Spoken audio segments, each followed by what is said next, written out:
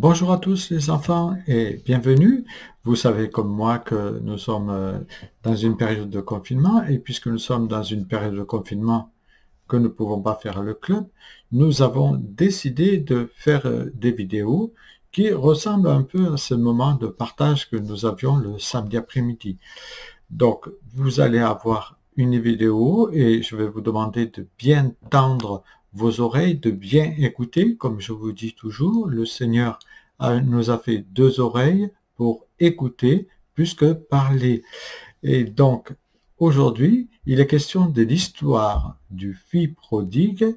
Vous pourrez lire la suite ou la lire en entier dans Luc chapitre 15, verset 1 à 32 avec vos parents. Chaque vidéo que nous allons faire contient une histoire biblique.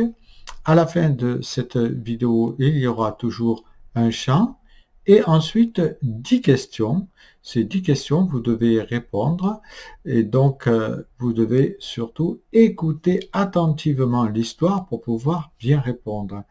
Ensuite, il y aura aussi deux charades. Il faudra trouver ce que signifient ces deux charades. Vous pouvez vous faire un petit peu aider par vos parents. Et quatrièmement, un dessin que tu dois faire qui représente l'histoire du jour. Et ensuite, bien sûr, la semaine d'après, vous devriez me rendre vos histoires, votre questionnaire rempli et aussi votre dessin. J'aimerais bien voir ce que vous avez pu entendre et écouter, si ça a été efficace, si vous avez su être attentif à tout ce que vous allez entendre aujourd'hui. Je vous embrasse tous. À bientôt.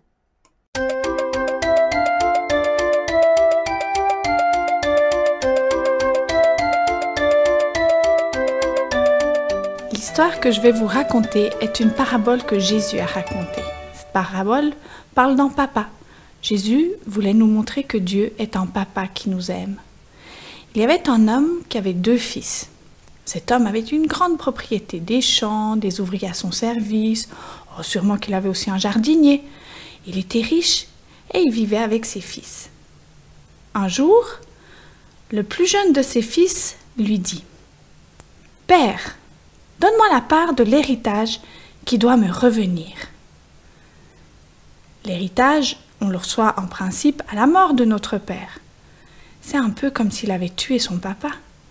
Lui, il voulait cet argent tout de suite pour pouvoir parcourir le monde. Alors le père partagea l'héritage entre ses deux fils. Le fils était tout content. Il allait pouvoir profiter de son argent et ne plus s'occuper des affaires de son père. Plus jamais. Parce qu'il n'avait pas l'intention de revenir. Le père, lui, était triste. Il se posait des questions. Est-ce que son fils allait s'en sortir? Comment allait-il se débrouiller tout seul? Est-ce qu'il serait heureux?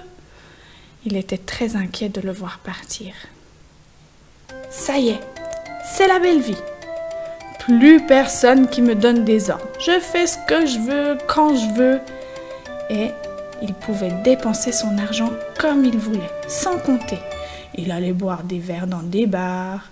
Il rencontrait plein de gens, même des gens pas très recommandables. Il faisait la fête. Puis il avait plein d'amis à ce moment-là. Ses amis, ils aimaient profiter de son argent. Mais un jour, ses poches étaient vides. Plus un sou. Même pas pour s'acheter à manger. Ses amis ne se sont plus intéressés à lui. Il était seul. Il a fallu qu'il trouve une solution pour pouvoir se nourrir. Il a été obligé d'aller garder les cochons. Ça devait être un travail vraiment pénible. Ça sentait mauvais. Il était toujours dans la saleté, dans la boue. Mais il n'avait pas le choix. Il fallait qu'il puisse manger. À ce moment-là, il pensa à son père. Chez mon père, même les ouvriers sont bien traités. Ils ont à manger tous les jours, alors que moi je dois manger la nourriture des cochons. Ils sont bien traités. Ils ont un toit pour dormir. J'aimerais bien retourner chez mon père, mais il ne voudra jamais de moi. Il doit être fâché. Peut-être qu'il acceptera quand même de me prendre comme ouvrier. C'est tout de même mieux que de garder des cochons. Comme chaque jour, Le père était devant sa porte en train de scruter l'horizon. Et un jour, mais qui est en train de venir sur le chemin? C'est mon fils. Il était heureux de retrouver son fils. Il était tellement content qu'il a même couru jusque vers lui. Il l'a serré dans ses bras. Pourtant, il ne veut pas sentir très bon. Il a dit à ses serviteurs, apportez-lui les plus beaux habits, de belles chaussures, mettez-lui un anneau d'or au doigt, préparez une belle fête, faisons un joyeux repas. Mon fils était perdu et je l'ai retrouvé. Le fils aîné était au champ quand il a entendu toute cette musique et cette agitation. Mais pour qui est cette fête? Pour ton frère, il est revenu. Alors, quand le fils aîné a appris que son frère avait été accueilli comme ça, il s'est fâché. Il a même refusé d'entrer dans la maison. Moi, je suis toujours restée près de toi. Je ne t'ai jamais désobéi et tu n'as jamais fait de fête pour moi. Le père lui a répondu, mais mon fils, tout ce que je possède est aussi à toi. Maintenant, faisons la fête, car ton frère était mort et il est revenu à la vie. Il était perdu et je l'ai retrouvé.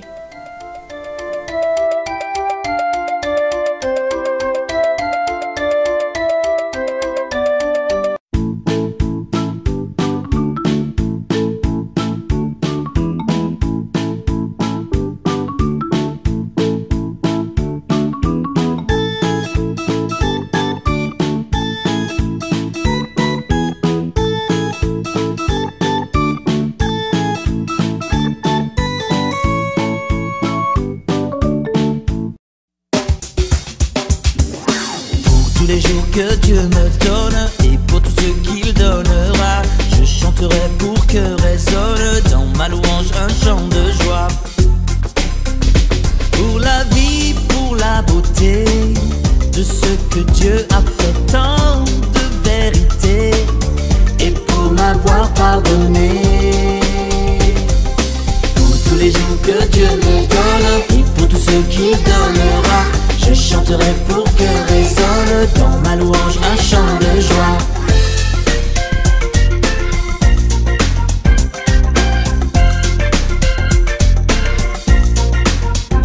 Qui pourrait imaginer un tel amour? Je sais que je ne pourrais jamais l'égaler. Pour tous les jours que Dieu me donne et pour tout ce qu'il donnera,